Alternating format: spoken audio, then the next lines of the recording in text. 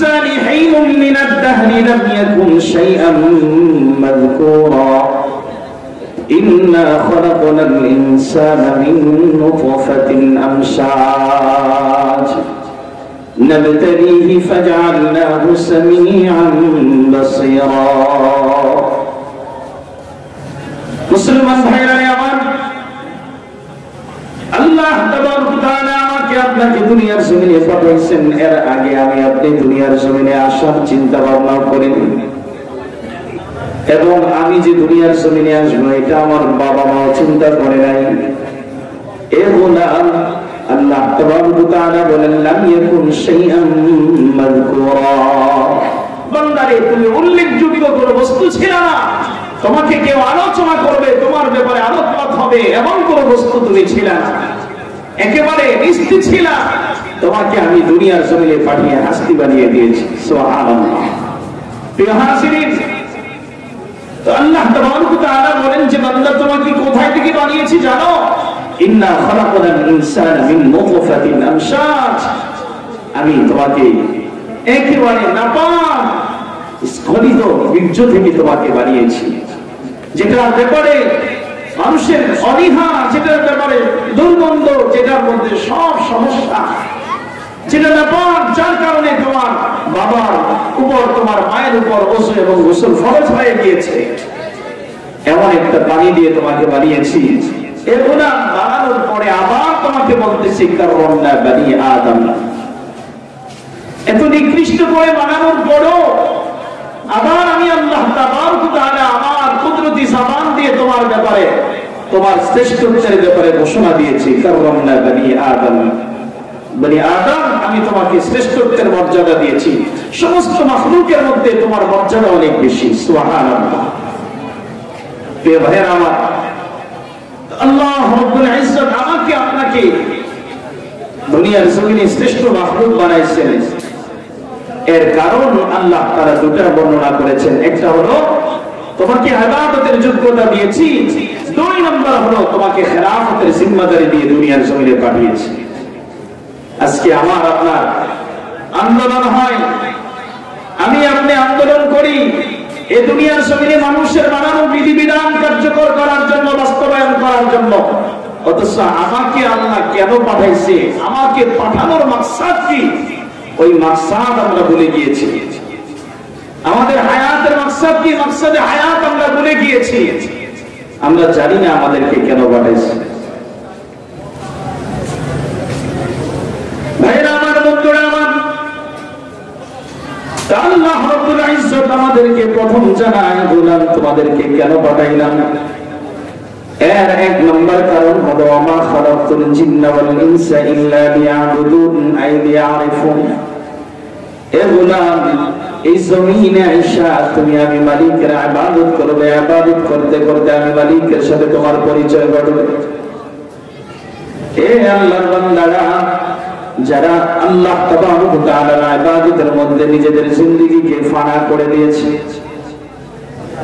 আল্লাহ তাবারক তাআলার গুনাহের মধ্যে নিজেদের জিন্দেগিটাকে শেষ করে দিয়েছে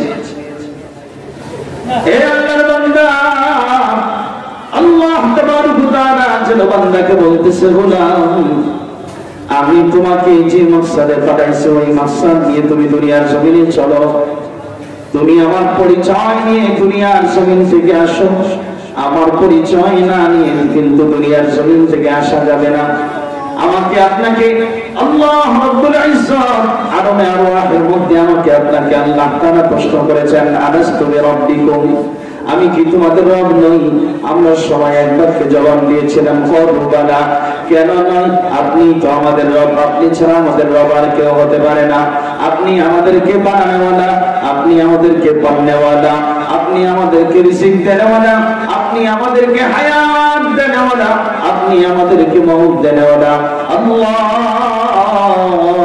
আপনি আমাদেরকে বিধান দেনেওয়ালা আপনার বিধান অনুযায়ী আমরা চলবো আপনার বিধান ছাড়া দুনিয়ার জমিনে কারো বিধানে চলবো না ওয়াদা করেছি কার সাথে জোরে বলেন আল্লাহর সাথে ওয়াদা করে এখন কি আমরা আল্লাহ তাআলার ওয়াদা রক্ষা করতেছি না ওয়াদা ভঙ্গ করতেছি জোরে বলেন ওয়াদা ভঙ্গকারী ওয়াদা ভঙ্গ ভঙ্গকারীকে আমাদের ভাষায় কি বলা হয়?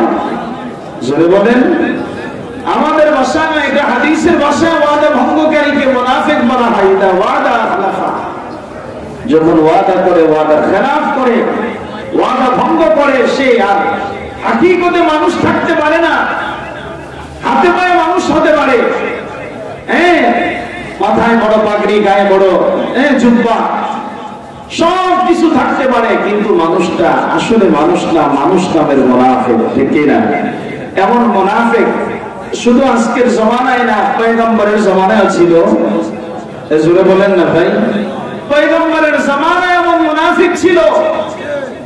আজকেও যারা আল্লাহর জমিনে আইসা আল্লাহ তাবারক ওয়া তাআলার গোলামি বাদ দিয়ে, আল্লাহ তাবারক ওয়া তাআলার হুকুম বাস্তবায়ন করা বাদ দিয়ে, আল্লাহ তাবারক ওয়া তাআলা যে শিক্ষা দিয়ে আমাকে আপনাকে দুনিয়ার জমিনে পাঠিয়েছেন, আল্লাহর হাবিব বিশ্বনবী মুহাম্মদ আরবি সাল্লাল্লাহু আলাইহি ওয়াসাল্লাম তৌহিদ ভাষায় আমাদেরকে জানিয়েছেন, আল্লামানি রাব্বি ফাআহসানা তা'লিমি ওয়া আদ্দাবানি রাব্বি ফাআহসানা তা'দীবি। আমাকে আল্লাহ তাবারক ওয়া তাআলা যে শিক্ষা দিয়ে পাঠিয়েছেন, আল্লাহ তাবারক ওয়া তাআলা যে ইলম দিয়ে আমাকে পাঠিয়েছেন, এর চেয়ে উত্তম ইলম পৃথিবীর জমিনে আর কোনোটা হতে পারে না। সুবহানাল্লাহ। এর চেয়ে উত্তম ইলম পৃথিবীর জমিনে আর হতে পারে না, এর চাইতে দামি ইলম পৃথিবীর জমিনে আর হতে পারে না। ওয়া'আদামানি রাব্বি ফাআহসানা তা'দীবি। আর আমাকে আল্লাহ তাআলা যে শিষ্টাচার দিয়েছেন, এর চাইতে উত্তম শিষ্টাচার, এর চাইতে উত্তম আদব আর আখলাক পৃথিবীর জমিনে আর কোনোটাই হতে পারে না। প্রিয় হাজিরিন, তো বলতেছিলাম যে আল্লাহ তাবারক ওয়া তাআলা ইবাদতের জন্য পাঠিয়েছেন। ইবাদত কতদিন করার জন্য পাঠাইছেন? ইবাদত কতদিন করব? একটা মানুষ বালিগ হয়ে যাওয়ার পর থেকে নিয়ে একেবারে মৃত্যু পর্যন্ত আল্লাহ রাব্বুল ইজ্জত কুরআনুল কারীমের আয়াতে কারীমার মধ্যে বলেন, ওয়া'বুদ রাব্বাকা হাত্তা ইয়াতিয়াকাল ইয়াকিন, ওয়া'বুদ রাব্বাকা হাত্তা ইয়াতিয়াকাল ইয়াকিন। যে তুমি ইবাদত করবে একদিন নয়, 1 বছর 2 বছর নয়, যতদিন পর্যন্ত তোমার কাছে মালাকুল মউত না আসবে, ততদিন পর্যন্ত তুমি আমি মালিকের গোলামি করবে। কার গোলামি? জোরে বলেন, কার গোলামি? আল্লাহর গোলামি করতে হবে মৃত্যুর আগ পর্যন্ত। আল্লাহ রাব্বুল ইজ্জতের গোলামির মধ্যে নিজের জিন্দেগিকে কাটিয়ে দিতে হবে। অথচ এখন আল্লাহ তাআলার গোলামি বাদ দিয়ে কেউ বা সন্তানের গোলামি করে, কেউ বা বিবির গোলামি করে, কেউ বা নেতার গোলামি করে, কেউ বা মেম্বারের গোলামি করে, কেউ বা চেয়ারম্যানের গোলামি করে, কেউ বা এমপি আর মন্ত্রীর গোলামি করে, ঠিক না? প্রিয় হাজিরিন, অথচ আল্লাহ রাব্বুল ইজ্জত সূরাতুল ফুরকানের আয়াতের মধ্যে বলে, বান্দা তুমি একজন কাফিরকে সে মূর্তি পূজা করার কারণে তাকে কাফের বলো, সে মাটির বানানো মূর্তি পূজা করার কারণে তুমি তাকে কাফের বলো, সে গাছের পূজা মাছের পূজা করার কারণে তুমি তাকে কাফের বলো, সে পাহাড় পর্বত নদী নালার পূজা করার কারণে তুমি তাকে কাফের বলো। আল্লাহ তাবারক ওয়া তাআলা বলেন, আরাআইতা মান ইত্তাখাযা ইলাহাহু হাওয়া, আরাআইতা মান ইত্তাখাযা ইলাহাহু হাওয়া আফা আনতা তাকুনু আলাইহি ওয়াকিলা। আরাআইতা মান ইত্তাখাযা ইলাহাহু হাওয়া। আল্লাহ তাবারক ওয়া তাআলা হাবিবে কিবরিয়া রাসূল আরবি সাল্লাল্লাহু আলাইহি ওয়াসাল্লামকে লক্ষ্য করে আল্লাহ তাবারক ওয়া তাআলা বলতেছেন, পয়গম্বর আপনি কি দেখেন না, মান ইত্তাখাযা ইলাহাহু হাওয়া, যারা নিজেদের খায়শাতকে নিজেদের নফসকে রব বানিয়ে নিয়েছে, তাদের কি আপনি দেখেন? তাদের দিকে আপনি খেয়াল করেন। আফা আনতা তাকুনু আলাইহি ওয়াকিলা, এরা নিজেদের নফসের পূজা করে, নিজের মন যেভাবে চাচ্ছে সেভাবেই তারা মানুষের গোলামি করতেছে। কেউ বা মেম্বার চেয়ারম্যান এমপি মন্ত্রীর গোলামি করে, কেউ বা সন্তানের গোলামি করে, কেউ বা বিবির গোলামি করে, কেউ বা নিজের নফসের গোলামি করে। অর্থাৎ নফস যেদিকে ঘুরায় সে সেদিকেই ঘুরে নফসের গোলামি করে। আবার এই মানুষটা কিভাবে ইমানদার থাকতে পারে? আজকে আমরা আল্লাহ তাআলার গোলামি করি না, আল্লাহ তাআলার বিধানের গোলামি করি না। আজকে আমার নফস যেভাবে চায়, আমার মন যেভাবে চায়, আমি সেভাবেই। যদি আমি আল্লাহ তাআলার গোলাম হইতাম, তাহলে আল্লাহ তাআলার গোলামি কিভাবে করতে হয় এটা শিক্ষা দিয়েছেন। সর্বপ্রথম শিক্ষা দিয়েছেন রাসূলুল্লাহ সাল্লাল্লাহু আলাইহি ওয়াসাল্লাম। এরপরে পয়গম্বর আরবি সাল্লাল্লাহু আলাইহি ওয়াসাল্লাম থেকে শিক্ষা নিয়েছেন সাহাবায়ে কেরাম রিদওয়ানুল্লাহি তাআলা আলাইহিম আজমাইন, তাদের কাছ থেকে শিক্ষা নিয়েছেন তাবিঈন, তাদের কাছ থেকে শিক্ষা নিয়েছেন তবে তাবিঈন, এদের কাছ থেকে শিক্ষা নিয়েছেন আইম্মায়ে মুতাকাদ্দিমিন, এদের কাছ থেকে শিক্ষা নিয়েছেন আইম্মায়ে মুতাআখিরিন, এরপরে শিক্ষা নিয়েছেন উলামায়ে মুতাকাদ্দিমিন, এরপরে উলামায়ে মুতাআখিরিন। এইভাবে শিখতে শিখতে শিখতে শিখতে আমার আপনার পর্যন্ত আসতে যে আল্লাহ তাআলার গোলামি কিভাবে করতে হবে, পয়গম্বর তরতহীন কণ্ঠে পয়গম্বর আমাদেরকে স্পষ্ট জানিয়ে দিয়েছেন, সাল্লু কামা রাআইতুমুনি উসাল্লি। এই আল্লাহ তাআলার গোলামি তুমি কিভাবে করবে, আমি পয়গম্বরকে দেখো, আমি পয়গম্বর যেভাবে আল্লাহ তাআলার গোলামি করেছি সেভাবে তোমরা গোলামি করবে। পয়গম্বর সাহাবায়ে কেরামকে শিখাইছেন, সাহাবায়ে কেরাম পরবর্তী তাবিঈনদেরকে শিখাইছেন, তাবিঈন তবে তাবিঈনদেরকে শিখাইছেন। এইভাবে আস্তে আস্তে আস্তে আস্তে আমাদের পর্যন্ত উলামায়ে কেরাম আজকে ধরে ধরে আমাদেরকে শিখাচ্ছেন। ঠিক কি না ভাই আমার? আজকে উলামায়ে কেরাম আমাদেরকে শিখাচ্ছেন। আজকে যারা আলেমদেরকে মাইনাস করে দিতে চায়, আজকে যারা মসজিদ মাদ্রাসাকে মাইনাস করে দিতে চায়, আজকে যারা তাদের জবান দিয়ে বলতেছে উলামায়ে কেরামের প্রয়োজন নাই, ইবাদতের ক্ষেত্রে উলামায়ে কেরামের প্রয়োজন নাই, আমি বলবো তারা ইবাদত করতে চায় না, তারা আল্লাহর গোলামি করতে চায় না। তারা হয়তো নফসের গোলামি করবে, নয়তো শয়তানের গোলামি করবে, নয়তো কাদিয়ানির গোলামি করবে, নয়তো সাদিয়ানির গোলামি করবে, নয়তো ইহুদি আর খ্রিস্টানদের গোলামি করবে। ঠিক কি না ভাই আমার? প্রিয় হাজিরিন, অতএব গোলামি করতে হলে, আল্লাহ তাআলার গোলামি করতে হলে আমার মন চাই গোলামি করলে চলবে? জোরে বলেন। আমি আমার মন মতো গোলামি করলে চলবে না, আমার মন যেভাবে চায় সেভাবে করলে চলবে না। আমার মন চাচ্ছে আমি এখন নামাজ পড়ার দরকার, উলামায়ে কেরাম আমাদেরকে যেভাবে শিখাইছে কিবলার দিকে ফিরে নামাজ পড়বো, এখন আমার মন চাইতেছে না আমি কিবলার দিকে ফিরবো না, অন্য দিকে ফিরে নামাজ আদায় করবো। হবে? জোরে বলেন। ইবাদতের পদ্ধতি, কুরবানি করা ইবাদত, ঠিক কি না? কুরবানি করা কি ভাই? ইবাদত। এখন আপনাকে হুকুম করা হয়েছে কুরবানি করতে, এখন এই কুরবানিটাকে ইবাদত বানাইতে হবে, এই কুরবানিটাকে ইবাদত বানাইতে হলে আমার মন চাহি কুরবানি করলে চলবে না পয়গম্বরের তরিকা অনুযায়ী কুরবানি করতে হবে? জোরে বলেন। পয়গম্বরের তরিকা অনুযায়ী কুরবানি করতে হবে। আমার মন চাহি কুরবানি করলে হবে না। আমার মন চায় আমি এটাকে একভাবে মেরে ফেলি, আমার মন চায় যে আমি এটাকে গুলি করে মেরে ফেলি। আল্লাহ তাবারক ওয়া তাআলার বিধান এটা নয়, পয়গম্বরের তরিকা এটা নয়। যদি আমার জিন্দেগিকে ইবাদত বানাইতে চাই তাহলে পয়গম্বরের তরিকার উপর আসতে হবে। কার তরিকা? জোরে বলেন। মুহাম্মাদুর রাসূলুল্লাহ, মুহাম্মাদুর রাসূলুল্লাহ সাল্লাল্লাহু আলাইহি ওয়াসাল্লামের তরিকার উপর আসতে হবে। এর মুহতারাম হাজিরিন, তো বলতেছিলাম আল্লাহ তাবারক ওয়া তাআলা এক নম্বর যে জিম্মাদারি আমাদেরকে দিয়েছেন, সেই জিম্মাদারি কি?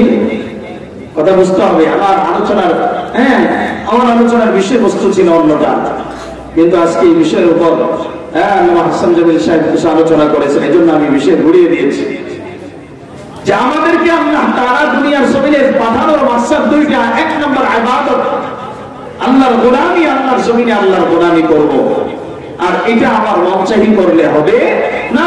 যদি মন চাহি করি, কাফের মুশরিক বেদিনরা যেমন মূর্তির পূজা করার কারণে, তাদের মন চাহি মূর্তির গোলামি করার কারণে তারা কাফের। আল্লাহ তাবারক ওয়া তাআলা তার কুরআনুল কারীমের মধ্যে বলে দিয়েছেন, ওমা কানা লিমুমিনিন ওয়ালা মুমিনাতিন ইযা কাদাল্লাহু ওয়া রাসূলুহু আমরান আইয়াকুনা লাহুমুল খিয়ারাতু মিন আমরিহিম। ওমা কানা লিমুমিনিন ওয়ালা মুমিনাতিন ইযা কাদাল্লাহু ওয়া রাসূলুহু। আল্লাহ এবং তার রাসূলের ফয়সালার পরে কোন মুমিন এবং মুমিনা, কোন পুরুষ এবং মহিলা কোন মুসলমান পুরুষ আর কোন মুসলমান মহিলা এই চিন্তা ভাবনা করতে পারবে না যে এই সিদ্ধান্তটা আমার মনমত হয় নাই, এটা আমি এভাবে মানতে পারবো না। ফজরের নামাজ আমি যখন মনে চাই ঘুম থেকে উঠে পড়বো, এটা বলা যাবে না। আজকে তো অনেকে মাসালা দিয়ে দেয় যে ফজরের নামাজ আপনি ঘুম থেকে উঠলে, যখন ঘুম থেকে উঠবেন তখনই ফজরের ওয়াক্ত, যখন ঘুম থেকে উঠবেন তখনই ফজরের ওয়াক্ত। আমাদের তো আরেকজন 2টা বাজে, দিনের 2টা বাজে ঘুম থেকে উঠে কইবে যে আমি এখন ফজর পড়বো, অথচ তখন কি ফজরের সময় নাকি জোহরের সময়?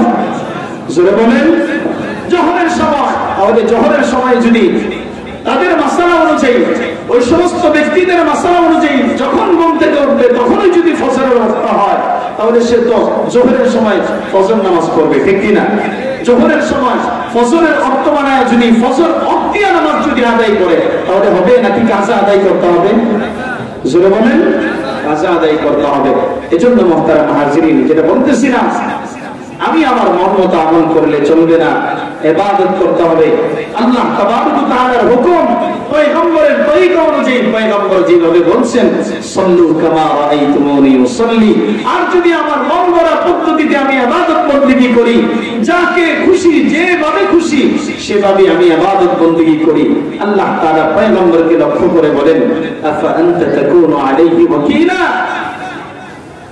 নবী যে তার মন গড়া ভাবে নিজের নফসের খাহেশা অনুযায়ী নিজেকে চালাইছে, আপনি কি তার মতো তাকেও সুপারিশ করবেন? আপনি কি তারও জিম্মাদারি হবেন?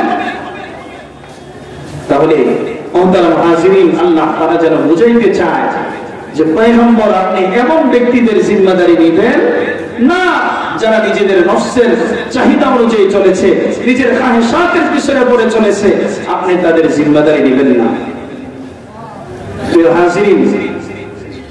তাহলে 1 নম্বর যে জিম্মাদারি, সেটা হলো ইবাদতের জন্য আল্লাহ তাআলা আমাকে আপনাকে পাঠাইছে। 2 নম্বর, ইবাদতের আলোচনা অনেক শুনেছেন আপনারা। ইবাদত করলে কি হবে? 5 ওয়াক্ত নামাজ পড়লে কি হবে? রোজা রাখলে কি হবে? হজ করলে কি হবে? যাকাত দিলে কি হবে? সবগুলো আপনারা উলামায়ে কেরামের জবান থেকে প্রতিদিন শুনতেছেন, প্রতি জুমাবারে শুনতেছেন, মাদ্রাসার উস্তাদদের কাছ থেকে শুনতেছেন, তালিবে ইলমদের জবান থেকে আপনারা শুনতেছেন। প্রিয় হাজিরিন, 2 নম্বর যে বিষয়, আল্লাহ রাব্বুল ইজ্জত আমাকে আপনাকে দুনিয়ার জমিনে পাঠানোর যে মাকসাদ, وعد الله الذين آمنوا منكم وعملوا الصالحات ليستخلفنهم في الأرض كما استخلف الذين من قبلهم وليمكنن لهم دينهم الذي ارتضى لهم وليبدلنهم من بعد خوفهم أمنا। ভাইরা আমার, বন্ধুরা আমার, আল্লাহ তাবারক ওয়া তাআলা বলে, বান্দা তুমি যদি ইবাদতকে ঠিকমতো আদায় করো, আমার এই জমিনে তুমি যদি ইবাদত বন্দেগী ঠিকমতো করো, তোমার এই ইবাদতটা আজকে যেভাবে জুমার নামাজে তোমাদের মসজিদগুলো ভরে যায়, এমনি ভাবে যদি ফজরের সালাতের মধ্যে তোমাদের মসজিদগুলো ভরে যায়, আল্লাহ তাবারক ওয়া তাআলা বলে, বান্দা ওয়াদাল্লাহুল্লাযীনা আমানু মিনকুম ওয়া আমিলুস সালিহাত, আমি আল্লাহ তোমাদের মধ্যে ওই সমস্ত বান্দাদের সাথে ওয়াদা করতেছি, ঈমানদারদের সাথে ওয়াদা করতেছি, যে সমস্ত ঈমানদাররা আমিলুস সালিহাত, ঈমান আনয়ন করার পরে তারা ইবাদত বন্দেগী করবে, নেক আমল করবে, আমি আল্লাহ তাআলার হুকুম অনুযায়ী, আমার পয়গম্বরের সুন্নাত তরিকা অনুযায়ী যদি ইবাদত বন্দেগীগুলো চালায় যায়, তাহলে আমি আল্লাহ তাদেরকে লা ইস্তাখলিফান্নাহুম ফিল আরদ, অবশ্যই তাদেরকে জমিনের রাজত্ব দিব, জমিনের খেলাফত দিব।